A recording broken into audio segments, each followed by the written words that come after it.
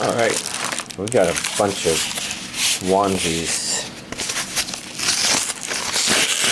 I just need to dig into them. And that one is a Hentai, which I don't remember if I've ordered on DVD or not. I mean, I don't know if I have it on DVD, but yeah, 666 Tribulations. Yeah, I guess I can just show this because it's going to go this side. Navigating a three-way relationship is nerve-wracking. Yeah, sure, fine, whatever. Now we've got 3 of these, so let's...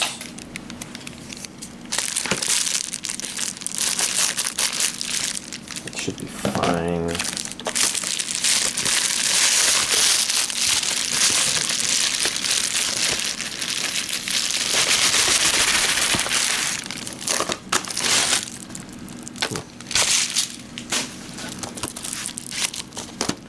And then last but not least, we have this.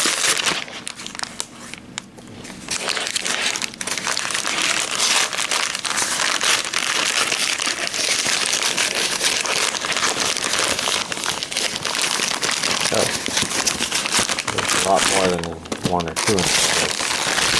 Like 6 of them. It's almost like this is a end of month week, which I know it's the beginning of the month, but anyways, and it was the stuff that whose street date was last week, but this is Holmes Kyoto, the Holmes of Kyoto, the complete series, which looks a little homely. Do you know the real value of antiques? So it does not sound like it's a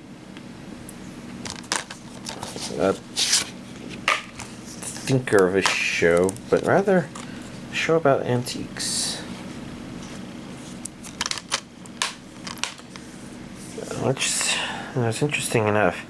Japanese with English subtitles. Cool, cool. Next up we have Lupin III, Prison of the Past. Ow, sorry. My head kinda hurts. And this plastic refuses to break the rest of the way. Didn't change on the inside. Is the past really a prison? Let's see, this one has an English dub. And of course you got the full poster there. Goody goody. Next up we have a Heart and Yummie collection. Is this Sanrio? I asked because some of the stuff here kind of reminds me of the design of the monsters from the Valley of the Demons from Unicorn and the Island of Magic. Limited edition 1710 of 2000. Well, okay, I guess I'll keep that on there.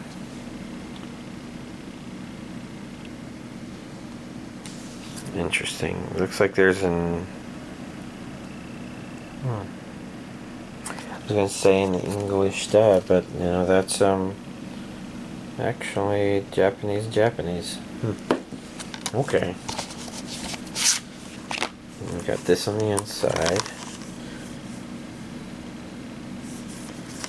Interesting. So I wonder what's limited about this limited edition. What do they mean by that? It's got reversible covers if you want it to be different on the outside versus the inside of this, which I do like that. I'm a big fan of that. So let's go through the trouble of doing that. This looks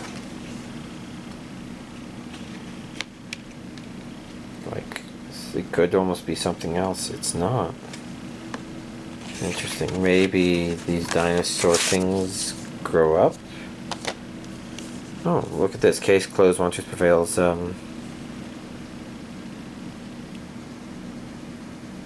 Fist of Blue Sappphire. Am I reading that right?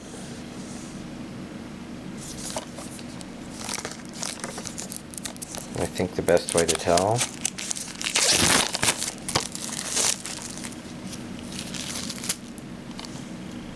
A Fistful of Mystery in the Lion City.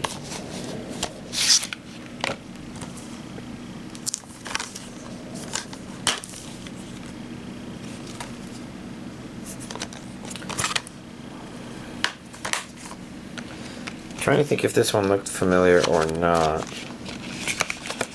Not immediately. Now this one has a couple of it's got English and a couple Japanese tracks. Interesting. Cyber City OEDO 808. I don't think I got this before, but I decided it didn't matter whether or not I did. I was just gonna go ahead and get it. It's a steelbook, and I don't know. It was easier than having to think about whether or not to get it.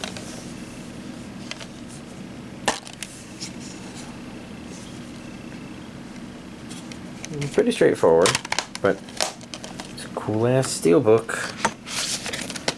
In the back here we can see English and Japanese. Pretty cool. Violence Jack, the complete OVA collection, which I don't think I have on Blu-ray, so here we go. Now I do. I guess I could say I didn't have on Blu-ray before, but now I do. Look at that. That's in English and Japanese, which makes sense. Kill or be killed. This one is for adults only. Mature content. Probably means that, you know, it lives up to the violence in its name. Yeah, I already looked at that.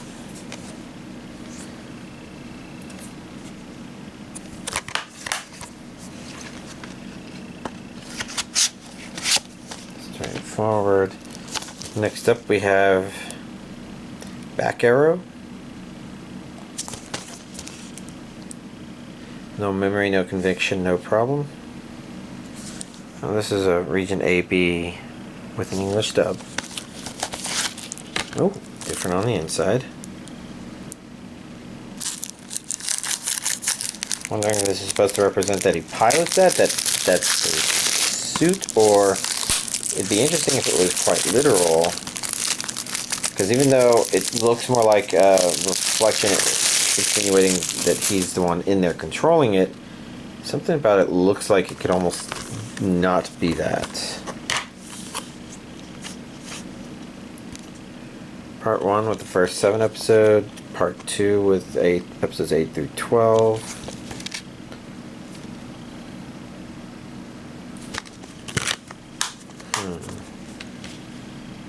It's a cute little female looking robot. I'm trying to think if any of this looks familiar and it shows up in that one video. Oh well. Scar and the Praeter. This looks like a group of Bishonen. Regions A and B. English dub. Justice comes in many ways. Oh, I said Regions A, B, didn't I? I don't remember saying that. It's not focusing very well. It could be this plastic, but let's open it. Because maybe y'all got a better look than I did to this small camera, but it looked like audio could be English and Japanese. Ooh.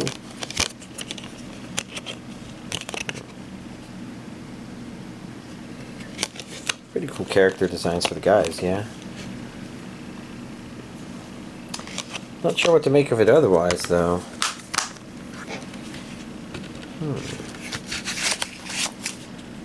I mean, Praeter is kind of a cool word. And then last but not least, we have Dorvack. Not to be confused with the keyboard with the similar name. I think it's a similar name.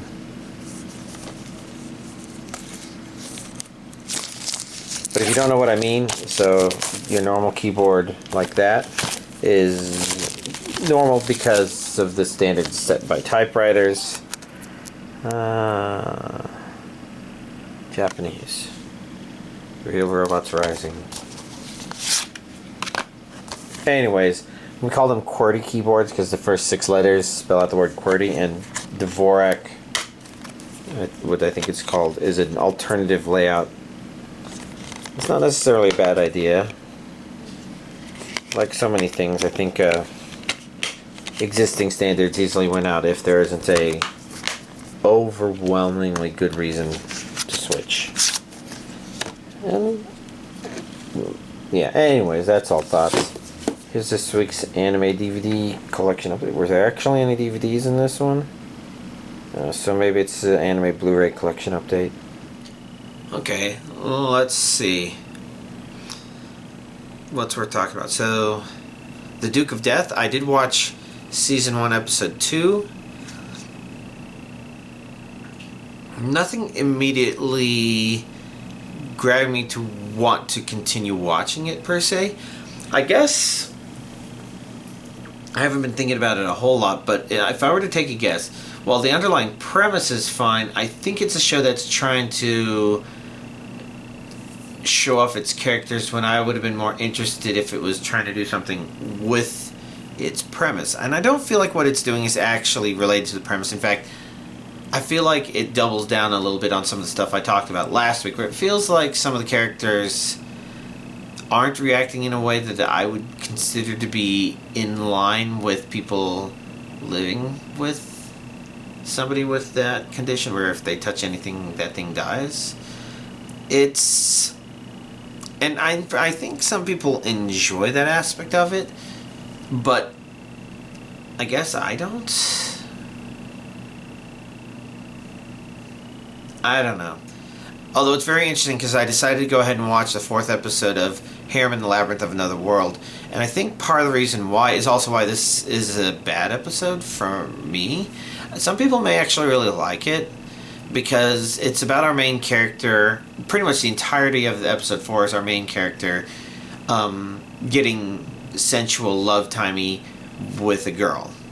And, you know, that's okay, but that doesn't interest me. But I think the reason this show keeps me kind of curious is also something that's maybe frustrating me at the same time, and that's I care more about the story than this here and now. That they felt like it had to be important, but for some reason it felt a little arbitrary and without direction. So it's interesting because it was directionless with direction or whatnot. I've maybe mentioned stuff like that before.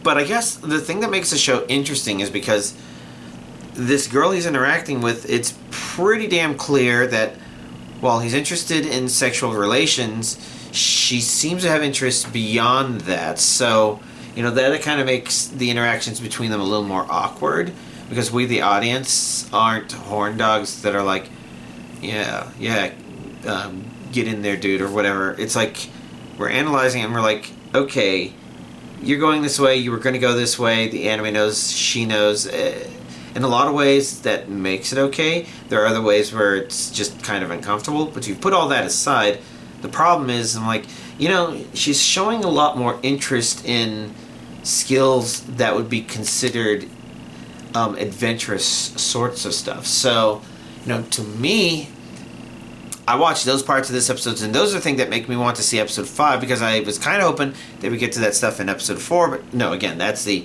sensual time episodes. Episode 5, maybe, hopefully they go there. And so there's a kind of a pacing problem that's not necessarily they're not giving you content so much as the content they're given may not be what you like. And for me, I want to see what happens. Is she good in the labyrinth? Is she bad in the labyrinth? Does she consider him good while in the labyrinth? Does she consider him bad in the labyrinth? I kind of want to see that stuff. I'm curious about her history, but none of this other stuff. And the show is doing its own thing, and maybe okay.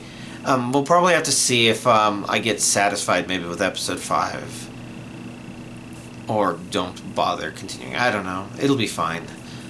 Let's see. Overlord, Season 4, Episode 2.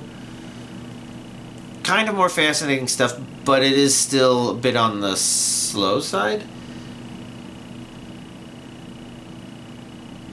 I'm trying to think what cool things is it about to try to do or maybe not do.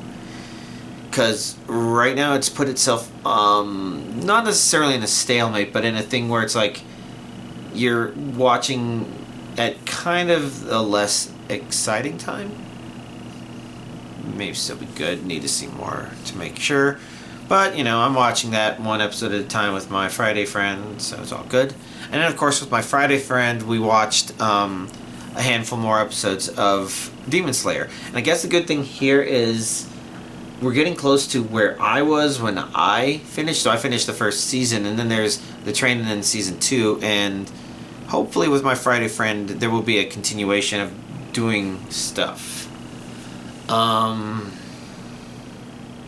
So I will see more of Demon Slayer now that he's watching it and we've resumed watching it from our break a billion years ago. All good stuff. But yeah. So believe it or not, that was really all the anime I watched. It wasn't that much anime. No. I did watch Uncle from Another World episode 2. And that one's doing okay.